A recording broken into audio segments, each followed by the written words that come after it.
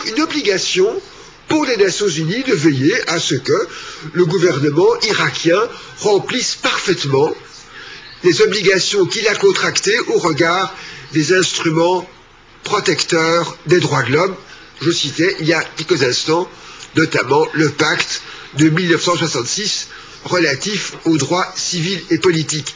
Et dans la mesure où le transfert, le déplacement forcé des résidents d'Ashraf ailleurs en Irak serait une violation de ce pacte relatif aux droits civils et politiques, eh bien les Nations Unies doivent intervenir pour empêcher cela.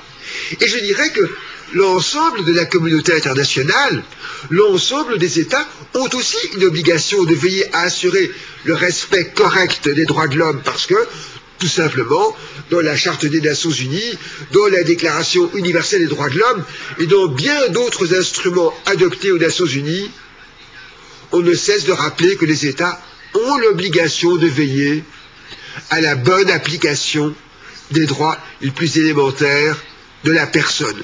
Rappelez-vous, en 2005, il y a eu la fameuse résolution de l'Assemblée générale des Nations Unies lors du sommet de 2005.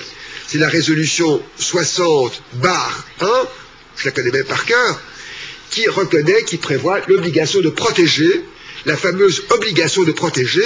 Eh bien, tous les États ont contracté cette obligation et donc tous les États doivent agir conformément au droit international pour veiller à ce que l'Irak remplisse parfaitement ses obligations relatives au respect des droits humains.